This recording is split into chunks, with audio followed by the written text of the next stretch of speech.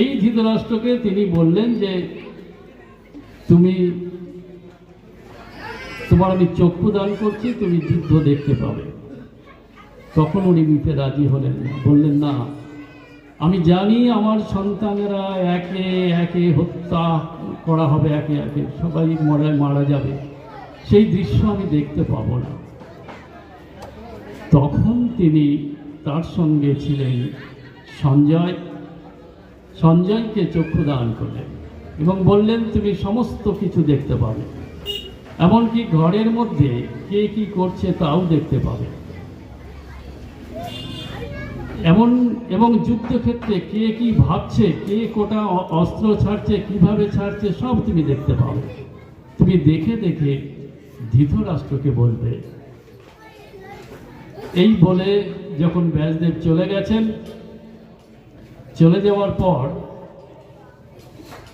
তখন ধৃতরাষ্ট্র সঞ্জয়কে নানান প্রশ্ন করছেন, বলছে তুমি তো এখন সব কিছু দেখতে পাচ্ছ, তুমি ভারতবর্ষ সম্বন্ধে বলো, তুমি ভূগোল সম্বন্ধে বলো, এই জম্বুদ্বীপ, বিভিন্ন যে দ্বীপ আছে, 7টা দ্বীপ আছে, সেই দ্বীপ সম্বন্ধে বলো।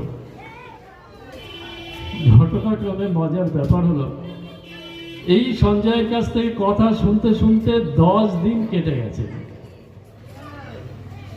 এবং যুদ্ধক্ষেত্র থেকে একজন এসে খবর দিলেন যে যুদ্ধক্ষেত্রে ভীষ্ম মারা গেছে। 10 দিন কেটে গেছে তাদের গল্পের মধ্যে। তখন ধৃতরাষ্ট্র পাগলের মতো হয়ে গেলেন, বলছেন এটা কি করে সম্ভব, আর তুমি আমাকে বলো যে কি করে সে মারা গেল, কি করে, কে মেরেছে, তখন আমার পক্ষের সৈন্যদের কে কে ছিল, তারা কি করেছিল, পাণ্ডব পক্ষের সৈন্যরা তখন কি করেছিল, কে কি বলেছিল, একটার পর একটা প্রশ্ন করতে করতে এতগুলো প্রশ্ন করেছে। তখন সঞ্জয় গীতা বলতে শুরু করলেন। তাহলে গীতা শুরু হয়েছে 10 দিন পর থেকে, যুদ্ধক্ষেত্রে 10 দিন পরে যুদ্ধ হয়ে গেছে। পরে আমরা দেখতে পাবো যে ভীষ্ম মারা যায়নি, তিনি সরসজ্জায় রয়েছেন। এখানে আমাদের গীতা এবার শুরু করা যাক। গীতা প্রথমেই রয়েছে ধৃতরাষ্ট্র উবাচ, অর্থাৎ ধৃতরাষ্ট্র বললেন। ধৃতরাষ্ট্র আসলে বললেন কথাটা ঠিক নয়, জিজ্ঞাসা করলেন। কি জিজ্ঞাসা করছেন সেটা পরে আসার আগে একটু কথা বলা যাক। এবার অনেকের মধ্যে এরকম প্রশ্ন জাগে যে আমরা জানি গীতা হলো ভগবানের মুখনিসৃত বাণী, সেখানে সেই গীতায় ভগবান দিয়ে গীতা শুরু না হয়ে ধৃতরাষ্ট্র দিয়ে গীতা কেন শুরু হলো, এটা অনেকের মধ্যে প্রশ্ন জাগে। কদিন আগেই একজন প্রশ্ন করছে যে মহারাজ, গীতা তো ভগবানের মুখনিসৃত বাণী, তা গীতাতে প্রথম অক্ষর, প্রথম যে শব্দ, সেটাই হচ্ছে ধৃতরাষ্ট্র, কেন? খুব সুন্দর প্রশ্ন। ধৃতরাষ্ট্র সম্বন্ধে আমাদের একটু জানলেই আমরা এদের ব্যাপারটা, এই প্রশ্নটা পরিষ্কার হয়ে যাবে। কিরকম ধৃত রাষ্ট্র, এবার একটু বিজ্ঞানে যাওয়া যায়, এগুলো ভেঙে বলতে ভালো লাগবে, শুনতে ভালো লাগবে, বুঝতে পারা যাবে। কিরকম? ধৃতরাষ্ট্র শব্দটা এসেছে দুটো শব্দ থেকে, ধৃত রাষ্ট্র। ধৃত মানে কি? ধরে থাকা, আর রাষ্ট্র মানে একটা দেশ। রাষ্ট্রকে যে ধরে থাকে সে হচ্ছে ধৃতরাষ্ট্র। কোন রাষ্ট্র? না, আমাদের এই দেহরূপ রাষ্ট্র, প্রত্যেকের দেহ রাষ্ট্রকে যে ধরে আছে, যার জন্য উল্টে পড়ে যাচ্ছে না, সেই ধৃতরাষ্ট্র। কে আমাদের মধ্যে, আমাদের দেহের মধ্যে কে এই দেহরূপ রাষ্ট্রকে ধরে আছে? সে হলো মন। আমাদের বিজ্ঞানীরা বলে যে কানের জন্য আমরা ভারসাম্য রক্ষা করতে পারি, কান আমাদের ভারসাম্য রক্ষা করে, কিন্তু কান কি দেহটাকে ধরে রাখার ক্ষমতা নেই। দেহটাকে ধরে রাখে আমাদের মন। কোন মন? না বহির্মুখী মন, যে মন প্রতিনিয়ত বাইরে ছুটে চলেছে। আমরা প্রত্যেকেই জানি আমাদের ছোটবেলা থেকেই যে মন কিভাবে এই দেহরূপ ঘরের মধ্যে থাকতে চায় না। এই পাগলা বারবার বাইরে বেরিয়ে যায়, উল্টো পাল্টা করে টোরে আবার ঘরে ফিরে আসে, মানে ছোট ছোট বাচ্চাদের মতো। এই জন্যে এই মন নিয়ে আমাদের অনেক সমস্যা, মন নিয়ে অনেক ঝামেলা রয়েছে আমাদের। কেন মনকে নিয়ে আমরা পারি না। কখনো কখনো সাধক যখন সাধনা করতে করতে মনকে নিয়ে পেরে ওঠে না, তখন সেই সাধক এমনও বলে, এই মন তুই মরে আমাকে বাঁচা, তুই যদি না মরিস আমি বাঁচতে পারছি না, আমি শান্ত হতে পারছি না। এই জন্যে আমাদের যে বেদ আছে ঋক্সাম, এই সামবেদে মনকে আহুতি দিয়ে দিয়েছে যজ্ঞে। এই যে যজ্ঞ করে না বেদের নিয়মে, মনকে আহুতি দিয়ে দিয়েছে আগুনে। কেন? মন যদি না মরে, পৃথিবীতে কোনো মহাপুরুষেরও সাধ্য নাই সে মানুষ হয়, সে সাধু হতে পারে। কিভাবে মন মরে, কোথায় মরে, সেটাও গীতার মধ্যেই আছে, তবে সরাসরি বলা নেই, বিশ্লেষণ করলে ব্যাখ্যা করলে জানা যায়। যাক, এই যে মন, এই মন আমাদের এই দেহ রাষ্ট্রকে ধরে আছে, যার ফলে আমরা উল্টে পড়ে যাচ্ছি না। কিন্তু যখন মন এই দেহকে ছেড়ে দেয়, মন দেহ কিন্তু উল্টে পড়ে যাবে। কখন বোঝা যায়? যখন আমরা ট্রেনে বাসে দাঁড়িয়ে দাঁড়িয়ে ঘুম এসে যায়, তখন পড়ে যাওয়ার মতো অবস্থা হয়। কেন? ওই মুহূর্তে মন দেহটাকে ছেড়ে দেয়। এই যে আমরা বিছানার উপরে শুই, কেন? এই বিছানার উপরে শুয়ার প্রধান কারণ হচ্ছে এইটা, যে যখনই নিদ্রা আসে তখন মন দেহকে ধরে রাখতে পারে না, ছেড়ে দেয়। এর কারণে যে দেহ উল্টে পড়ে যাবে, কলা গাছের একটা কলা গাছ কেটে দিলে যেমন সপাটে পড়ে যায়, ঠিক ওই রকম পড়ে যাবে। তাই একটা বিছানা করে তার উপরে শুয়ে পড়লে ঘুম আসো, ওখানে উল্টে পড়ে থাকো, কেউ হাত পা ভাঙবে না। সেই বিছানার জন্য আজ সেই বিছানা লাখ লাখ টাকায় কিনতে হয়, কিন্তু মূল উদ্দেশ্য এই দেহটাকে ফেলে রাখা। এই মনের কাজ হচ্ছে এই যে মন এই দেহরূপ রাষ্ট্রকে ধরে রাখে। সেই মন হলো ধৃতরাষ্ট্র। এবং এই যে মন দেহ রাষ্ট্রকে যেমন ধরে রাখে, তেমনি বারবার দেহ থেকে বেরিয়ে চলে যাচ্ছে, গিয়ে ঘুরপাক খেয়ে এখান থেকে টেস্ট করে, ওটা আরেক জায়গা থেকে টেস্ট করে, আরেক জায়গা থেকে একটু রস খায়, আরেক জায়গা থেকে একটু গুড় খায়, খেয়ে আবার ফিরে আসে, আবার মাঝে মাঝে বেরিয়ে যায় ওই লোভে লোভে। এই যে মন, এই মনকে বলা হচ্ছে অন্ধ। আমরা জানি ধৃতরাষ্ট্র জন্ম অন্ধ ছিল। এই অন্ধ কি করে? আমাদের মন কি করে অন্ধ? এই মনের অন্ধতার অনেকগুলো কারণ আছে। তার মধ্যে প্রথম কারণ কি? আমাদের মন যখন কোনো কর্ম করে, তার যে পরিণাম কি হবে মন দেখতে পায়। অনেক সময় আমরা কাজ করে পস্তাই, এই কাজটা এইভাবে না করলেই ভালো হতো, এই কাজটা করে খুব সমস্যায় পড়লাম, পস্তায়। কেন? মন তো দেখতে পায় না যে কাজটা করছি, একজনকে একটা গালাগালি দিয়ে দিল, সেই গালাগালিটা শেষ পর্যন্ত তাকে জেল হয়ে যেতে পারে, সেই জ্ঞান কিন্তু মনের থাকে না, সেই চোখ দেখতে পায় না, মনের চোখ। কেন? মনের তো চোখই নেই, তো দেখবে কি? তাই মনকে অন্ধ বলা হয়েছে। এছাড়া মনের আরেকটা সমস্যা হচ্ছে কি, আমরা জানি যে, বা যারা ধর্মচর্চা করে তারা জানে যে আমাদের 5টা বিষয় আছে। 5টা বিষয় কি কি বিষয়? রূপ, রস, গন্ধ, স্পর্শ, শব্দ। চোখের বিষয় হলো রূপ।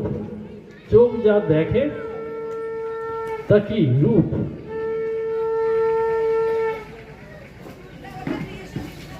জীব, এই জীবটার বিষয় হলো রস, অর্থাৎ বিভিন্ন খাবার থেকে রস আস্বাদন করে। এটা দারুণ হয়েছে, এটা তিক্ত, এটা খাবো না, এইসব নানান রস গ্রহণ করে। তাই জীবের যে বিষয় তা হচ্ছে রস। নাকের বিষয় কি? গন্ধ। যেটা ভালো গন্ধ সেটা নাককে টেনে নেয়, আর যেটা দুর্গন্ধ সেটা তাড়িয়ে দেয়। কানের বিষয় কি? শব্দ। ভালো ভালো মনের পছন্দ যে শব্দ সেগুলো কান পেতে শোনে, আর যেটা মনের পছন্দ হয় না সেটা আর শুনতে চায় না। আর ত্বকের বিষয় হলো স্পর্শ। কেউ যদি স্পর্শ করে সেটা ঠান্ডা না গরম না শক্ত না নরম, ত্বক দিয়ে আমরা বুঝতে পারি। তাহলে এই যে পঞ্চ জ্ঞানেন্দ্রিয়ের 5টা বিষয় রয়েছে, কিন্তু মজার বিষয় হলো এই যে 5টা জ্ঞানেন্দ্রিয়ের 5টা বিষয়, এই জ্ঞানেন্দ্রিয়গুলো ভোগ করে না। চোখ কি রূপ ভোগ করে? ভোগ করার ক্ষমতা নেই। ত্বক কি স্পর্শ ভোগ করার ক্ষমতা আছে? নেই। কান কি শব্দ ভোগ করার ক্ষমতা আছে? নেই। কে ভোগ করে? মন। কিন্তু এই একটা বিষয়ও মনের নয়, অথচ মন ভোগ করছে। কিরকম মজার ব্যাপার দেখো। অর্থাৎ একজনের সম্পত্তি আর একজন ভোগ করছে। এবার এই যে অন্যের সম্পত্তি, অপরের সম্পত্তি যে সে ভোগ করছে, পরিণামে যে তার জেল হতে পারে, বিপদ হতে পারে। এবং এই ভোগ করতে করতে তখন তো একটা সময় আসবে, তখন মন বলবে এরা সব আমার। এটা কিন্তু এরকম আমরা অনুভব করি। কোনো একটা বিষয় কাউকে রাখতে দিলে সে রাখতে রাখতে সে নিজের মনে করে ফেলে। সে যখন তার কাছে সেই মালিক চাইতে আসবে আর দিতে চাইবে না। এবার সেই প্রশ্ন হচ্ছে যে মনের বিষয় নয়, অথচ মন ভোগ করছে। এটাই হচ্ছে কেন না সে অন্ধ বলে। সেটা জানে না এই যে পরের বিষয় ভোগ করছে, করতে করতে করতে করতে একদিন বিপদে পড়তে হবে, তা সে দেখতে পায় না। এ হচ্ছে মনের আরেকটা অন্ধতার কারণ। আরেকটা কারণ কি? আমাদের মনের 5টা অবস্থা আছে। আমাদের যে মন 5 অবস্থা কি? প্রথমে হচ্ছে ক্ষিপ্ত অবস্থা।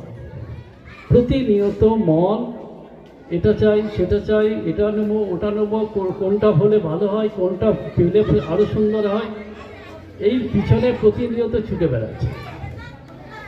এই যে মনের এই চঞ্চল অবস্থাকে বলা হয় ক্ষিপ্ত অবস্থা। এবার দেখা গেল কিছু একটা পেয়ে ভোগ করছে, ভোগ পুরোটা ভোগ হয়নি, তখনও সে আবার আর একটা চাইছে। এতে কি হয়? তার মনের চঞ্চলতা আরো বেড়ে যায়। তখন মনের এই যে অবস্থা তাকে বলে বিক্ষিপ্ত অবস্থা। এইবার কি করে? তখন এইভাবে ভোগ করতে করতে করতে করতে একটা সময় এমন অবস্থা হয় সে কি যে করবে আর বুঝে উঠতে পারে না। চারিদিকে আষ্টে পাষ্টে নানা ভাবে বাধা পড়ে যায়। তখন মনের মূঢ় অবস্থা আসে। মূঢ় মানে সে কি করবে বুঝতে পারছে না। কিং কর্তব্য বিমুখ বলা হয়। অর্থাৎ কি করবে, সামনে যাবে না পিছনে যাবে, না এটাকে ছেড়ে দেবে না এটা ধরবে, এটা মন বুঝতে পারে না। এই অবস্থা বলছে তখন মনের মধ্যে তমগুণ বলে যে আছে একটা, সত্য রজ তমগুণ, এই তমগুণের জাগরণ হয়। এই তমগুণের জাগ্রত অবস্থায় মনের এই অবস্থাকে বলা হয় প্রকৃষ্ট অন্ধ অবস্থা। প্রবলভাবে অন্ধ হয়ে থাকে, কিছুই দেখতে পায় না। এইরকম এর পরে হচ্ছে একাগ্র, তারপরে নিরুদ্ধ, আরো দুটো অবস্থা আছে, সেটা সাধন ভজন করে লাভ করতে হয়। আর প্রথম তিনটে অবস্থা ক্ষিপ্ত, বিক্ষিপ্ত, মূঢ়, এই যে তিনটে অবস্থা, এই তিনটে অবস্থা জীবের স্বাভাবিকভাবেই এসে যায়। তাহলে তিনটে কারণ পাওয়া গেল মন অন্ধ কেন। বুঝা যাচ্ছে একটু না কঠিন হয়ে যাচ্ছে? মনের এরকম তিন রকম অন্ধতার কারণ রয়েছে, তিন ভাবে অন্ধ। যাক, এই অন্ধ মন হচ্ছে ধৃতরাষ্ট্র।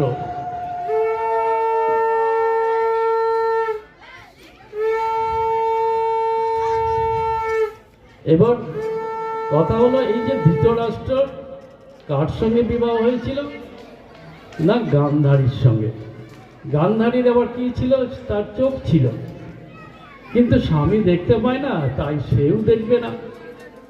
তাই সে কাপড়ের 7টা লেয়ার, 7টা পর্দাযুক্ত কাপড় তৈরি করে চোখ বেঁধে রাখলো। এর মানে কি? প্রথমত এই যে গান্ধারী হচ্ছে কে? মনের সঙ্গে সম্পর্ক কি? এই গান্ধারী হচ্ছে মনের প্রবৃত্তি শক্তি। প্রবৃত্তি শক্তি কি? এই যে আমাদের মধ্যে বিভিন্ন কামনা, বাসনা, লোভ, লালসা রয়েছে, এদের যে শক্তি, এই সবার শক্তি মিলিয়ে যে শক্তি, লজ্জা, ঘৃণা, ভয়, হিংসা, পরশ্রী কাতরতা, অহং, মায়া, এদের প্রত্যেকের যে শক্তি বা এদের প্রত্যেকের যে বৃত্তি, তাকে বলে প্রবৃত্তি। সেই প্রবৃত্তি শক্তি হলো গান্ধারী। এটা হচ্ছে আবার অন্যভাবে বলা যায় মনের ইচ্ছা শক্তি। মন যে প্রতিনিয়ত এটা চাই, ওটা চাই, এই যে ইচ্ছা করছে, সেই ইচ্ছা শক্তি হলো গান্ধারী। তার চোখ আছে, কিন্তু চোখ বেঁধে রেখেছে। কি দিয়ে বেঁধে রেখেছে? কাপড় নয়, মায়া দিয়ে। আমাদের জীবের 7 রকমের মায়া আছে, 7 রকমের। সপ্তজাত মায়া জ্ঞান বলা হয়। ঋগ্বেদে এই 7 রকমের মায়াকে বলে দেওয়া হচ্ছে 7টা গিট। তাহলে চোখের উপরে 7টা গিট মেরে যদি দেওয়া হয়, সে আর কি দেখবে? দেখতে পায়? মায়ার গিট, মায়ার আবরণ। যার ফলে কি হয়, এটা শুধু যে গান্ধারী বেঁধে রেখেছিল তা না, আমাদের সংসারে পিতা, মাতা, দাদু, ঠাকুমা সবাই বেঁধে রেখেছে। কিরকম বেঁধে রেখেছে? একটা বাচ্চা অন্যায় করছে, দুষ্টুমি করছে, মা দেখছে, কিছু বলছে না। এটাকে কি বলে? দেখেও না দেখা। ওই গান্ধারীর কাজ, একে বলে দেখেও না দেখা। বা মা হয়তো একটু বকতে গেল, ঠাকুমা বলে না না না, মেরো না, মেরো না। কেননা বুকের মধ্যে কষ্ট হয়। কেন কষ্ট হয়? না মায়ার কারণে। অথচ সে দেখতে পাচ্ছে যে ছেলেটা এইভাবে বিগড়ে যাবে, বিগড়ে গিয়ে হয়তো লোকের কাছেই মার খেয়ে বাড়ি আসবে, পাড়া থেকে মার খেয়ে বাড়ি আসবে, বা এই স্বভাব নিয়ে যদি বড় হয়, একদিন পুলিশের কাছে মার খাবে, কিংবা পাড়ার মস্তানের কাছে মার খাবে। সেগুলো দেখতে পাচ্ছে, তবু কিছু বলছে না। এটাকে বলে দেখেও না দেখা। আমাদের প্রত্যেকের মধ্যেই রয়েছে। প্রত্যেকের মন হচ্ছে ধৃতরাষ্ট্র। সবার নয়, যারা সাধন ভজন করে মনকে জয় করতে পেরেছে তাদের কাছে নয়। আর আমরা যারা সাধন ভজন করি না, বা সাধন ভজন করলেও একটু আধটু করলেও জয় হয়নি, তাদের, মহাপুরুষদের ক্ষেত্রে নয়, বা মহাদেবী যারা, তাদের ক্ষেত্রে নয়। এই যে মায়ার আবরণে আমাদের চোখ বেঁধে রাখা হয়েছে, প্রবৃত্তি শক্তির চোখ বেঁধে রাখা হয়েছে, তার জন্যে সে সংসারের অনেক কিছু অন্যায়, অবিচার, এগুলো দেখেও দেখছে না, কিছু বলছে না। একটা বাচ্চা প্রথমে, এখন তো আরো মজার ব্যাপার হয়েছে, বাচ্চাগুলো তো সব বিগড়ে যাচ্ছে। কিরকম বিগড়ে যাচ্ছে? আগে মায়েরা ছুটে ছুটে খাওয়াতো, 2 ঘন্টা টাইম লাগতো, 3 ঘন্টা টাইম লেগে যেত। এখন দেখছে মায়েরা, মানে ইয়াং মায়া যারা, তারা ওই সব ঝামেলায় যাচ্ছে না। এই বাচ্চাদের একটা মোবাইল দিয়ে একটা ভিডিও চালিয়ে দিল, যে খা, আর কি যে খাচ্ছে বাচ্চারা জানে না, ও মুখে দিয়ে দিচ্ছে আর টাক টাক খেয়ে যাচ্ছে। এইবার এই সমস্যাটা কোথায় দেখো? এইভাবে করতে করতে মোবাইলের নেশা বাচ্চার হয়ে যাচ্ছে। পড়াশোনা যখন শুরু হচ্ছে, মা বলছে না মোবাইল চলবে না, তখন সে ছাড়বে কেন? একবার সিপিএম এর ক্যাডার হলে আর সিপিএম তাকে ছাড়তো না। একটা প্রবাদ উঠেছিল এক সময় বাম আমলে, একবার সিপিএম এর ক্যাডার হয়ে গেলে আর তাকে কেউ ছাড়তে পারে না।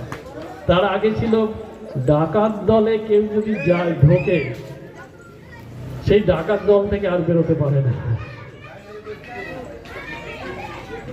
ঠিক তেমনি এবার বাচ্চাদের প্রথমে চিপস খাইয়ে দেয়, বিভিন্ন চকলেট ক্যাডবেরি খাইয়ে দেয়, পরে যখন কৃমি হয়, এ হয়, তা হয়, তখন ছাড়াতে চায়, তখন আর ছাড়ে? তখন তো লোভ, জিভটা তো মাকালির মতো লম্বা হয়ে গেছে না? জিভ তখন মাকালির মতো লম্বা হয়ে গেছে। এই যে মাকালি এত বড় একটা জিভ দেখায় কেন? মাকালি বলছেন যে এইভাবে, বলছি মাকালি কেন এত বড় জিভ বের করেছে, এর থেকে আমরা কি শিক্ষা পাই? মাকালি বলতে চাইছেন, এখানে একটা গল্প আমরা জানি, যে মাকালির একটা গল্প আছে, যে যুদ্ধক্ষেত্রে অসুরদের মারতে মারতে যখন সব অসুর মারা হয়ে গেছে, তখন সামনে দেখে কোনো অসুর নেই, পিছনে ফিরেছেন। পিছনে ছিল দেবতারা যুদ্ধ দর্শন করছিল, তাদের দিকে এবার খাড়া নিয়ে তাড়া করেছে। যাক, তাড়াতাড়ি শিব মহারাজকে ডেকে এনেছেন যে তুমি ওকে, মাকে শান্ত করো, নাহলে আমাদের মেরে ফেলবে। তখন শিবজি তার মানে পথের সামনে শুয়ে পড়লেন, আর মা কালী তার বুকের উপরে যেই পা দিয়েছেন, এক পা, সঙ্গে সঙ্গে সম্বিত ফিরে এসছে, তাকিয়ে দেখে স্বামী আমার পায়ের নিচে। তখন লজ্জার জীব বের করে ফেলেছে। এটা কাহিনী, এটা আমরা জানি, কিন্তু এর মানেটা কি? মা কালী বুঝাতে চাইছেন, দেখো তোমাদের লোভ এত বেশি, তোমরা সবসময় জীবটা এত বড় লম্বা করে রেখে দিয়েছো। অর্থাৎ লোভ, আমাদের লোভ এত বেশি, এটা খেতে চাই, ওটা খেতে চাই, এটা না হলে হয় না, ওটা না হলে পারি না। সেই লোভটাকে কমানোর জন্য উনি বলছেন। আর জীবটাকে কাটা রয়েছে। জীবটা কাটা কেন? বলছে কাউকে এমন কোনো কথা বলো না, বলার পর পস্তাতে হয়, কি বলে ফেললাম বলে জীব কাটতে হয়। আমরা তো কাকে কখন রেগে গেলে, খেপে গেলে, কাকে কি যে বলে দিই তার তো ঠিক থাকে না, এবং সেই কথা কার গিয়ে বুকে লাগে না, মাথায় লাগে না, প্রাণে লাগে, তার ঠিক থাকে না। তাই বলছি যে এমন কথা বলো না কাউকে যে পস্তাতে হয়। যাক, বাচ্চাদের কি করা হচ্ছে কি, এইভাবে আগে লোভ ধরিয়ে দিয়ে তারপরে কন্ট্রোল করতে চাইছি আমরা। তখন কি আর হয়? তখন আমার বকতে গেলে একটু বকে সবাই, কিন্তু বেশি বকলে বা একটু মারতে গেলে তখন প্রাণ কাঁদে, তাই আর বকা হয় না, মারা হয় না। এই হচ্ছে গান্ধারীর অবস্থা, গান্ধারীর বৃত্তি, অর্থাৎ আমাদের মনের যে প্রবৃত্তি শক্তি, সেই প্রবৃত্তি শক্তিও অন্ধ আর একভাবে। এবার কথা হচ্ছে, এই যে দুজন অন্ধ, একজন জন্ম থেকেই দেখতে পায় না, আরেকজন দেখেও দেখে না।